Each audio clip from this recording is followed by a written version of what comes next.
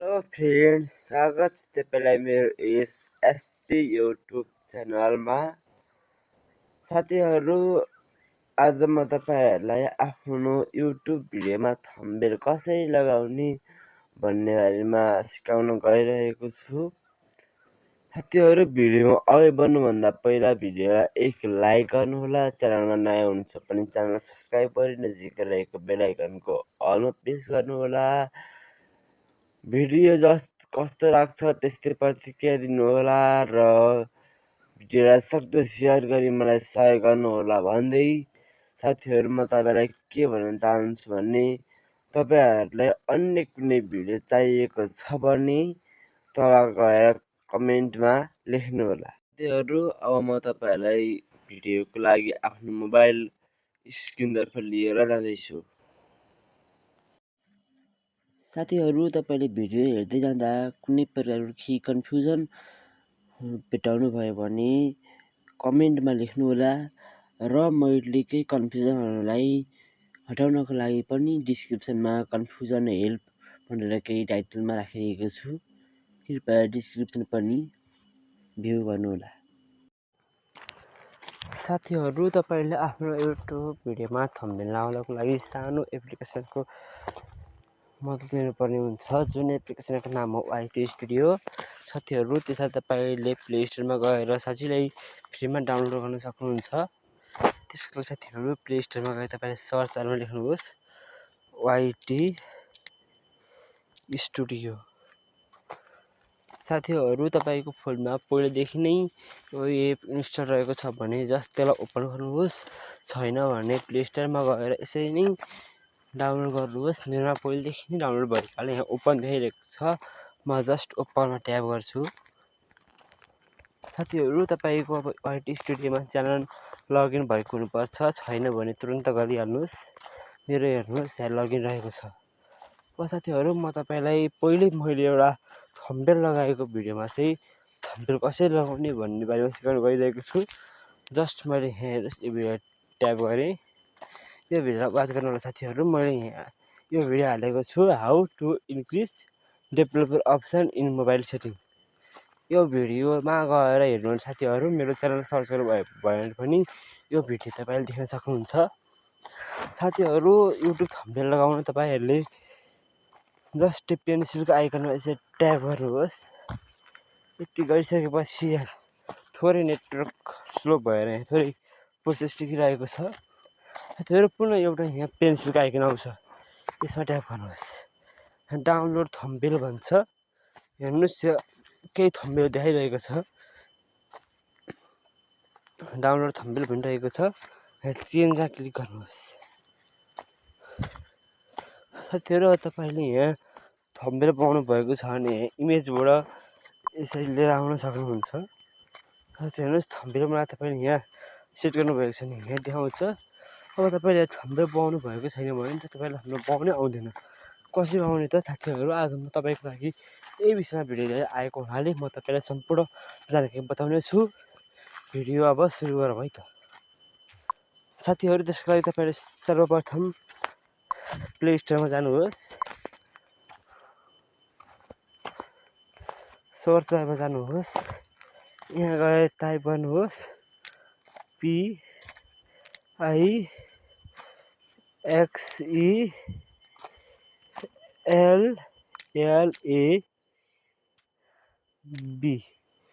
पिक्सल्याब type गरेर search गर्नुहोस्। साथीहरू, तपाईँले पिक्चर एडिटर भन्ने एउटा एप्लिकेसन पाउनुहुन्छ, त्यसलाई इन्स्टल गर्नुहोस्। मेरोमा यो पहिलेदेखि नै इन्स्टल भएको हुनाले म यसलाई जस्ट ओपन गर्छु।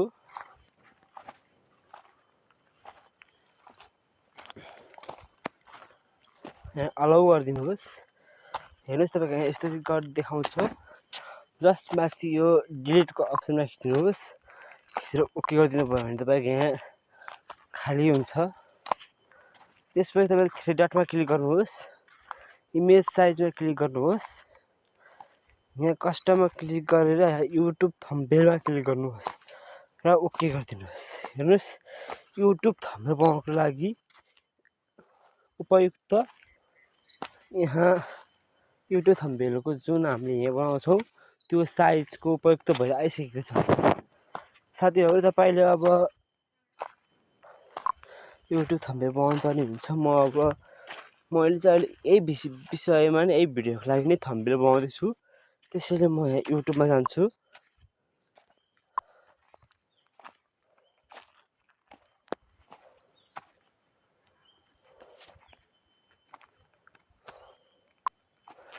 साथीहरू मैले यहाँ गएर कुनै एक ठाउँमा स्क्रिनसट लिन्छु। म आफ्नै च्यानलमा गएर स्क्रिनसट लिन्छु।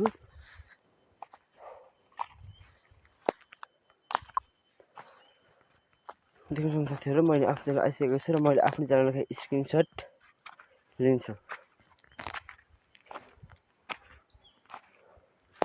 साथीहरू मैले आफ्नो यस युट्युब च्यानलको स्क्रिनसट लिइसकेको छु। म पुनः त्यही पिक्सल्याब एपमा जान्छु। यहाँ गएर अब अघि स्क्रिनसट गरेको फोटो चाहिँ म यहाँ राख्छु। त्यसको लागि तपाईँहरूले जस्ट यो भन्दा यतापट्टिको बिचको अप्सनमा क्लिक गर्नुहोस्। पुच्छरको बिचको अप्सनमा क्लिक गरेपछि तपाईँको यस्तो आउँछ। त्यो जस्ट यहाँ गएर इम्पोर्टमा क्लिक गर्नुहोस्। क्लिक गरेपछि तपाईँलाई थोरै केही बेर वेट गर्नुहोस् र हाम्रो आइसकेको छ। साथीहरू तपाईँले यस अहिलेको फोटोमा क्लिक गर्नुहोस्।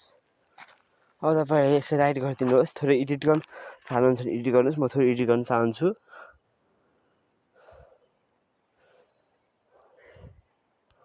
यसमा एडिट गरिसकेँ। मलाई थोरै एडजस्ट गरेर मिलाउन चाहन्छु।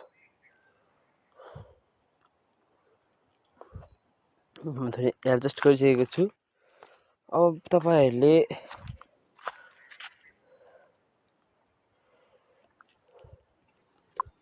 साथीहरू अब पिक्चर यताउता हल्लिन सक्छ। त्यसलाई म यहाँ लक गर्न चाहन्छु। एकदमै यहाँ लक नगरिकन नै अर्को पिक्चर राख्न चाहनुहुन्छ भने जस्ट यो खाली साइडमा ट्याप गर्नुहोस्। पुनः इम्पोर्टमा ट्याप गर्नुहोस्। मैले अघि नै अर्को एउटा भिडियो फोटो खिचिरहेको छु। त्यो फोटोलाई जस्ट हेरेर आउँछु।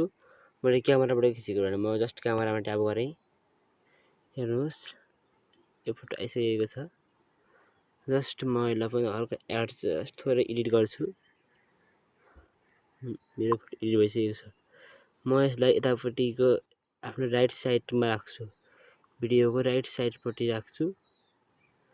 तपाईँ यहाँ देख्न सक्नुहुन्छ। थोरै यसलाई एडजस्ट गर्नुपर्ने हुन्छ।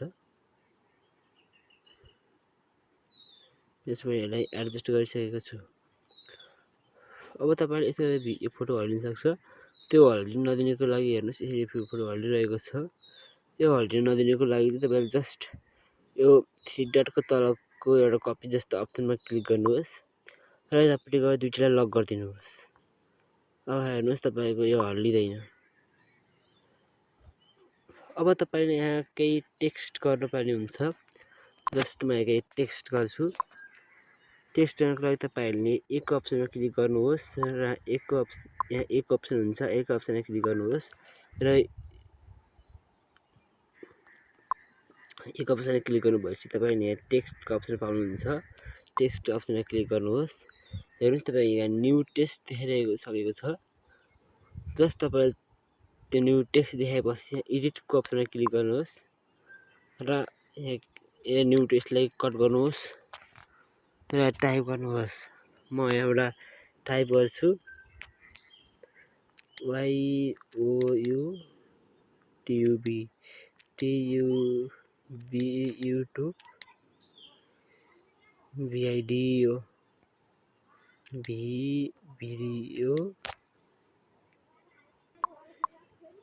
YouTube video thumbnail. त्यसको लागि THU गर्नु यहाँ थम्बनेल आइसकेको छ। म थम्बनेलमा क्लिक गरेँ र यसरी तपाईँहरूले क्यालकुलेटरमा हाल्न चाहनुहुन्छ भने माथि रहेको टिटी आइकनमा क्लिक गर्नुहोस्। हेर्नुहोस् युट्युब भिडियो थम्बनेल र म यसलाई ओके गरिदिन्छु। अब तपाईँले यसलाई आफ्नो साइज अनुसार एडजस्ट गर्न सक्नुहुन्छ। म यसलाई आफ्नो साइज अनुसार एडजस्ट गर्छु। हेर्नुहोस् मैले यसरी लगाइसकेको छु। अब यसलाई विभिन्न तरिकाले तपाईँ हाल्न सक्नुहुन्छ।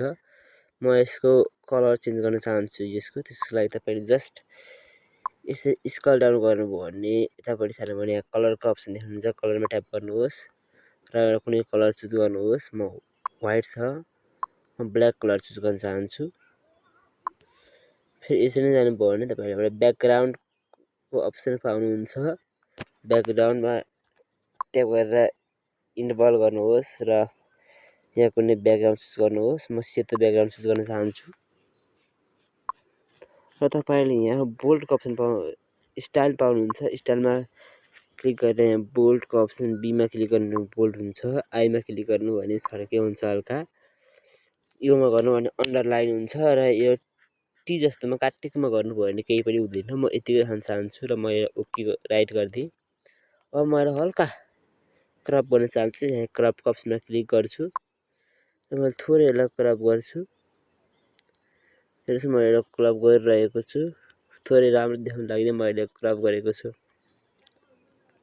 राइट गर्छु र हेर्नुहोस् तपाईँले यहाँ थोरै यता सार्दै जानुभयो भने तपाईँले यहाँ 3D सोच भन्ने हुन्छ, यसलाई इनेबल गरिदिनुहोस्। तपाईँको तल अक्षरको छाया परेको देखिन्छ, यति गरिदिनुहोस् हुन्छ।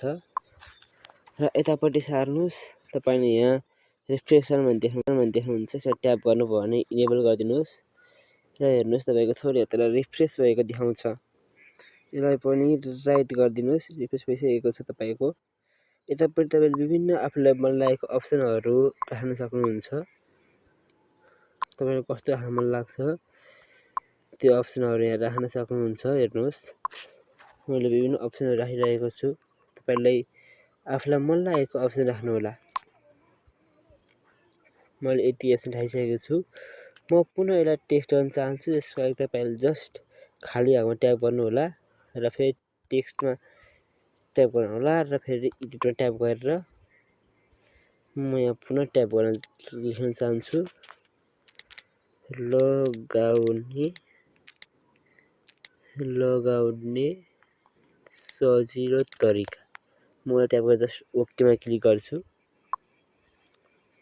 लगाउन सजिलो तरिकालाई पनि म यहाँ राख्छु। यसलाई चाहिँ म एउटा एडिट गरेर ब्याकग्राउन्ड कलरमा रेड राख्छु। हेर्नुहोस् रेड राख्छु र राइट गरिदिन्छु र यसलाई पनि बोल्ड गर्छु र हल्का छड्के गर्छु र यो म यहाँ कलरमा गएर अक्षर कलरलाई ब्ल्याक गरिदिन्छु। हेर्नुहोस् म थोरै सानो गर्दछु, थोरै सानो गरेर म यसलाई हल्का एडजस्ट गर्छु। म यसलाई पनि हल्का क्रप गरेर छड्के बनाउँछु।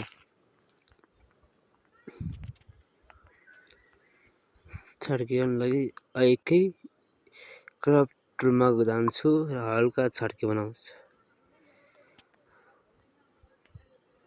र हल्का माथि राख्छु र ओके गर्छु र यसको पनि मैले यहाँ तल रिफ्लेक्सनमा गएर इनेबल गरिदिन्छु र हल्का यसलाई तल झार्छु